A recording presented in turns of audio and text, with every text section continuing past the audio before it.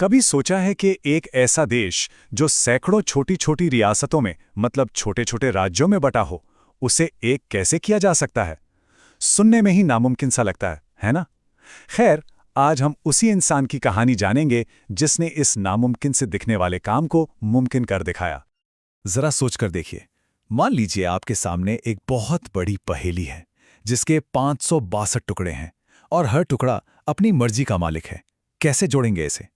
ये कोई मनगढ़ंत सवाल नहीं है, बल्कि ये वो असलियत थी, वो चुनौती थी जिसका सामना सरदार पटेल को करना पड़ा था। 562 ये सिर्फ एक नंबर नहीं है, ये 562 अलग अलग शासक थे, उनके अपने कानून थे, अपनी अपनी एम्बिशंस थीं। समझिए कि एक राष्ट्र बनने का सपना बस बिखरने ही वाला था।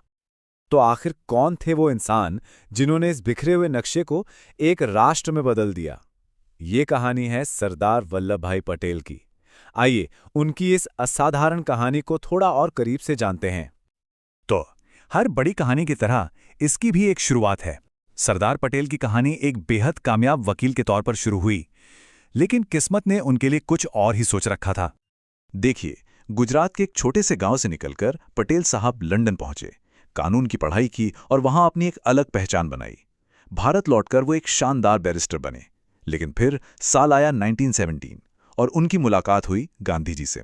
बस इसी एक मुलाकात ने उनकी जिंदगी की दिशा हमेशा हमेशा के लिए बदल दी। और गांधी जी से प्रभावित होकर पटेल ने एक बड़ा फैसला लिया। उन्होंने अपनी दौलत, अपनी शोहरत, अपना सफल करियर सब कुछ पीछे छोड़ दिया और देश की आज़ादी की लड़ाई में कूद पड़े। और यहीं से एक वकील का ट्रांसफॉर्मेशन हुआ एक जननेता में, एक सरदार में। अब चाहे वो खेड़ा में किसानों के हक की लड़ाई हो या फिर बारडोली सत्याग्रह में अंग्रेजों को झुकाने की बात, पटेल ने दिखा दिया कि उनकी ऑर्गेनाइजेशनल स्किल्स और उनका इरादा कितना पक्का है। और फिर 1942 के भारत छोड़ो आंदोलन में तो उनकी भूमिका ने ब्रिटिश साम्राज्य की नींव तक हिलाकर रख दी थी। पर ये जो सरदार नाम है, ये उन्हें मिला कैसे? ये कोई सरकारी पदवी नहीं थी। ये तो बारडोली की महिलाओं का दिया हुआ प्यार और सम्मान था, जिनके हक के लिए वो लड़े थे। असल में ये जनता का अपने नेता पर जो अटूट विश्वास था, ये उसका प्रतीक है। लेकिन पटेल की जिंदगी की सबसे बड़ी परीक्षा तो अभी आनी बाकी थी। आज़ादी तो मिल गई, पर देश टुकड़ों में बटा हुआ था। अब बात करते हैं उनकी सबसे बड़ी चुनौती की और उनकी सबसे बड़ी विरासत की। आज़ाद भारत के पहले गृह मंत्री और उप प्रधानमंत्री के तौर पर पटेल के कंधों पर एक ऐसी जबरदस्त जिम्मेदारी थी जो देश का भविष्य लिखने वाली थी, और वो जिम्मेदारी थी 562 रियासतों को एक तिरंगे के नीचे लाना। अब पटेल का तरीका भी बड़ा अनोखा था। वो कूटनीति और समझदारी से काम लेते थे, लेकिन साथ ही उनके इरादे चट्टान की तरह मजबूत थे। उन्होंने राजाओं को समझाया, मनाया और जब जरूरत पड़ी तो ये भी साफ साफ जता दिया कि नए भारत का निर्माण किसी की मनमर्जी पर नहीं छोड़ा जा सकता। ज्यादातर रियासतें तो मान गईं, लेकिन कुछ जगह थीं जहां मामला सच में बहुत पेचीदा था, जैसे हैदराबाद, जूनागढ़ और कश्मीर। यहाँ के हालात देश की एकता के लिए एक बहुत बड़ा खतरा बन गए थे, और इन्हीं मामलों में पटेल के जो साहसिक फैसले थे, उन्हीं ने भारत के नक्शे को बिखरने से बचाया।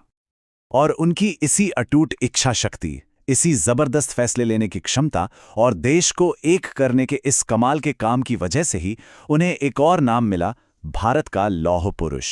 और ये सिर्फ एक उपाधि नहीं है, ये उनके किरदार को बिल्कुल सही तरीके से बयां करती है। सरदार पटेल का काम सिर्फ इतिहास की किताबों तक ही सीमित नहीं है।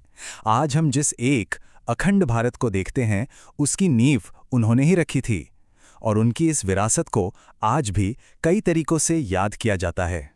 मिसाल के तौर पर 1991 में देश ने उन्हें मरणोपरांत अपने सबसे बड़े सम्मान भारत रत्न से सम्मानित किया, और आज गुजरात में जो स्टैच्यू ऑफ यूनिटी खड़ी है, वो पूरी दुनिया को उनके महान काम की याद दिलाती है। और इसकी जो ऊंचाई है 182 मीटर, ये कोई रैंडम नंबर नहीं है। ये दरअसल गुजरात की 182 विधानसभा सीटों का प्रतीक है, जो एक बार फिर पटेल के एकता वाले संदेश को ही दोहराता है। और ये जानना भी दिलचस्प है कि आज ये दुनिया की सबसे ऊंची प्रतिमा है, जो गर्व से खड़ी है। ये सरदार पटेल के विशाल व्यक्तित्व और उनके बनाए अखंड भारत को एक सच्ची श्रद्धांजलि है। उनके अपने ही शब्द थे, एकता ही हमारी सबसे बड़ी ताकत है। और ये एक लाइन उनके पूरे जीवन के काम का सार है। एक ऐसा संदेश जो आज भी उतना ही प्रासंगिक है जितना उस वक्त था। तो आखिर में ये कहानी हमें एक बड़े सवाल पर लाकर छोड़ती है कि कैसे एक इंसान की दूर की सोच और उसका पक्का इरादा पूरे के पूरे राष्ट्र की तकदीर को एक नया आकार दे सकता है। सरदार पटेल का जीवन शायद इसी सवाल का सबसे बड़ा जवाब है।